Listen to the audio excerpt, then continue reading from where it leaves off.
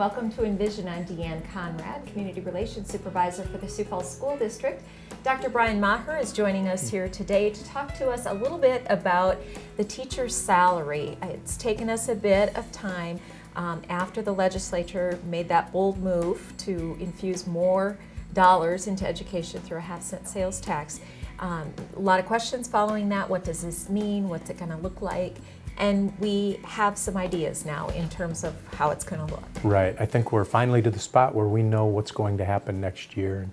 And you were right. You talked about a phrase that led me to think about a phrase I heard frequently in the last couple of months, and that was landmark legislation. Mm-hmm. And that is what happened. And because of that landmark legislation, I think districts throughout the state are trying to figure out, what does this mean to us locally? And we've gone through that process over the last month or so since the legislative session ended, and then in conversations with our teachers group, and now we're to the point where we know what it means. Mm-hmm. And so give us a brief synopsis. It will increase that first year teacher pay, and really across the board there should be some nice improvement in salaries for teachers at all levels. Yeah, you really hit the nail on the head there. First of all, if you had me be as succinct as I could be, mm-hmm. it would be there's money for every teacher. And I think that is really a critical piece of this.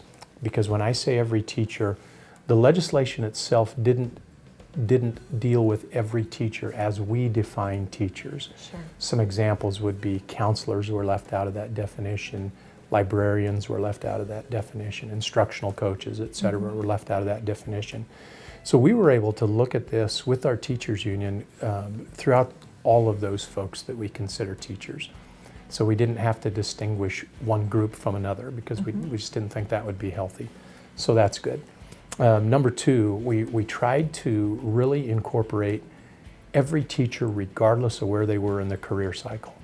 So we wanted to make sure there's more money for the brand new teacher. Mm-hmm. We wanted to make sure there was more money for the teacher at the end of their career. And we wanted to make sure that there was more money for every teacher in between. Mm-hmm. I think we've accomplished that. Wonderful. So these dollar amounts, people will start saying, what does this mean in terms of here's my salary today? What does it mean in the future?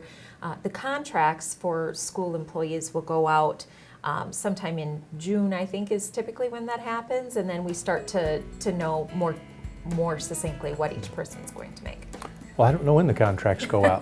That'll be new for me in my first year to try to figure that out. So, in fact, I had not even thought about that until you just said that. But you're right. Every teacher will have their own unique situation, depending upon where you fall on the salary schedule, where you are on your career path, where you are in terms of years of experience, where you are in terms of your professional growth and your degree attainment will determine where you are on our salary schedule. So it'll be a little bit different for everybody.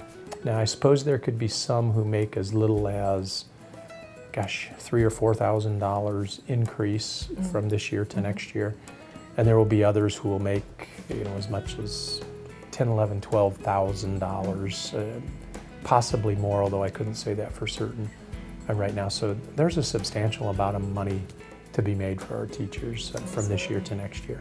Well, that's all good news. We've been talking about teacher quality, and with all of the competition from surrounding states, important to have those additional funds. It doesn't necessarily mean make every teacher better just because they're going to get increased pay, but it certainly prevents them or has them think twice about maybe traveling 25 miles across the border to another school district that does offer a higher salary. I'm tickled to be able to market what we have right now. You're going to come to Sioux Falls and you're going to get at minimum $35,752. That's just a start. I can show you how you're going to get to $50,000 in a pretty short period of time. So in terms of career earnings, I can talk to you a little bit about that. In addition to that, I can talk to you about the benefits that we have, in terms of insurance, in terms of a retirement plan. I just think there are some real good reasons for people to consider education as part of their future that maybe we didn't have just a couple of short months ago. So I really believe it'll help us market the profession. Very good. Well, wonderful. That means good things for our students as well, having high quality people who want to stay here in South Dakota to teach our children, and hopefully increase test scores along the way, graduation rates along the way. It all intertwines together. It's all put together. You're exactly right. All right. Thanks for joining us today on Envision.